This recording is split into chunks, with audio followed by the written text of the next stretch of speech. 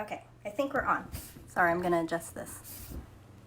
Hi! So first off,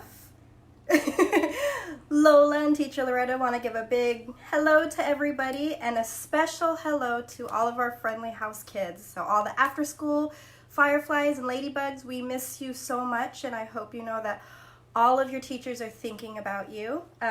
This is an Friendly House Preschool alumnus from a long, long time ago. And she also happens to be my daughter. So she's going to join in on story time. So this is going to be our cozy story time. I'm not sure maybe if some of the little ones that have joined in, it's maybe around your nap time. Maybe you just got done having lunch and you're going to be laying down soon and getting relaxed. So we've got our blankets. And I asked Lola if I could borrow her Snoopy because sharing is caring. Mm-hmm. Yes. Yes. So Lola decided that she would share Snoopy with me. So today we're going to read Ferdinand, which I'm sure some of you are very familiar with. Hold on, I just want to make sure that we're good. Oh, there's the viewers up there. Oh, you can see? It says 4 people. Oh, very cool. Okay, this is my first time doing this, so Lola's filling me in on everything. Okay, so Ferdinand, do you want to read it or do you want me to read it? You can read it. Okay, I guess or we I'm can switch off pages. Okay, sounds good. So the story of Ferdinand. Once upon a time in Spain, there was a little bull and his name was Ferdinand. Really quickly, this used to be Lola's favorite story when she was little. All the other little bulls he lived with would run and jump and butt their heads together. He liked to just sit quietly and smell the flowers. I don't blame him. I would much rather do that as well. He had a favorite spot out in the pasture under a cork tree. Nice and shady.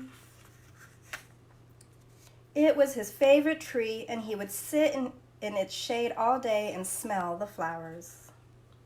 My favorite thing to do, especially usually around this time because all the flowers are blooming.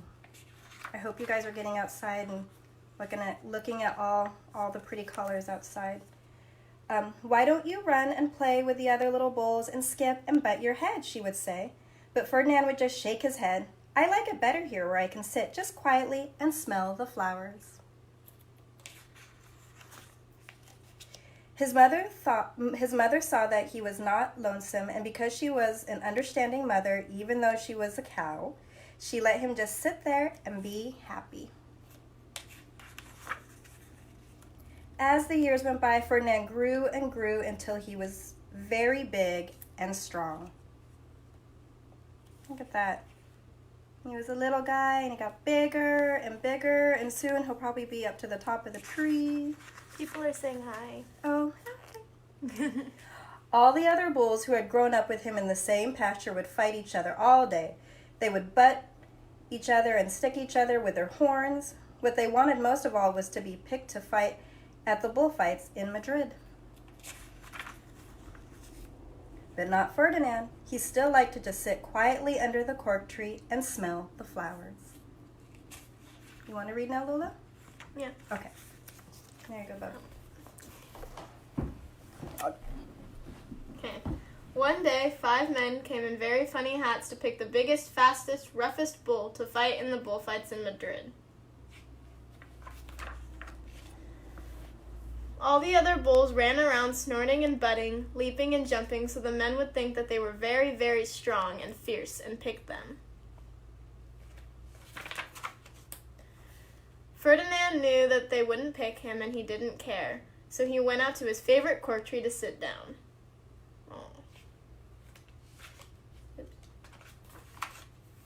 He didn't look where he was sitting, and instead of sitting on the nice cool grass in the shade, he sat on a bumblebee. Ow. Well, if you were a bumblebee and a bull sat on you, what would you do? You would sting him. And that is just what the bee did to Ferdinand. Look at his face. Oh, poor Ferdinand. Well, poor bee as well. Wow, did it hurt. Ferdinand jumped up with a snort. He ran around puffing and snorting, butting and pawing the ground as if he were crazy. probably didn't feel very good. No. The 5 men saw him, and they all shouted with joy. Here was the largest and fiercest bull of all, just the one for the bullfights in Madrid.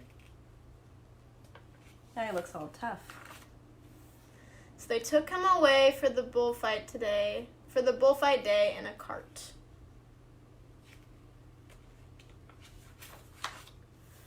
What a day it was. Flags were flying, bands were playing,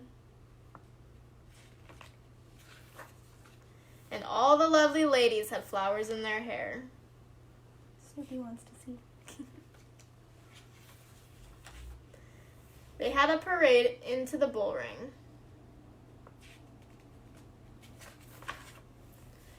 First came the banderillos with long sharp pins with ribbons on them to stick in the bull and make him mad.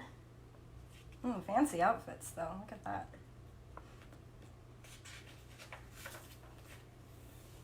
Next came the picadors, who rode skinny horses, and they had long spears to stick in the bull and make him madder.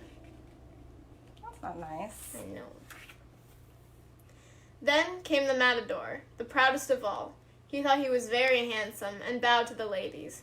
He had a red cape and a sword and was supposed to stick the bull last of all. Then came the bull, and you know who that was, don't you?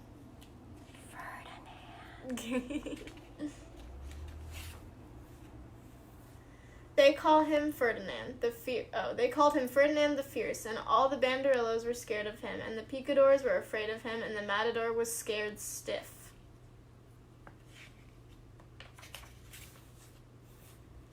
Ferdinand ran to the middle of the ring, and everyone shouted and clapped because they thought he was going to fight fiercely and butt and snort and stick his horns around. But not Ferdinand. When he got to the middle of the ring, he saw the flowers and all the lovely ladies' hair, and he just sat down quietly and smelled. That sounds nice. He wouldn't fight and be fierce no matter what they did. He just sat and smelled.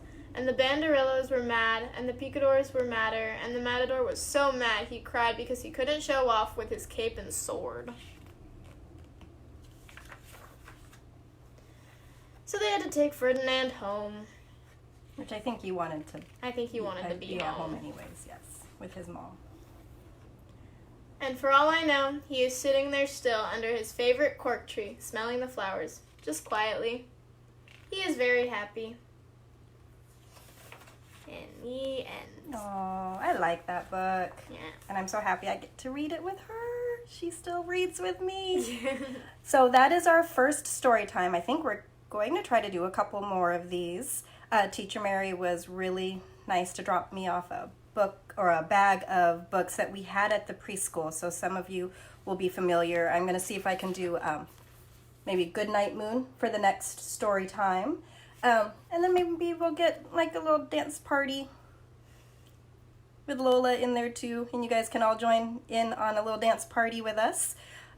So again, I hope you guys know how much we miss you, and we can't wait to see you. We hope it's sooner than later, and I hope that you're having a good time with your mamas and your papas and your brothers and your sisters and your dogs and your cats. And you all take care. Okay, bye you guys. Signing out. Oh, how do I turn it off, Lola? I don't know. Your phone is upside down. Your phone is upside down.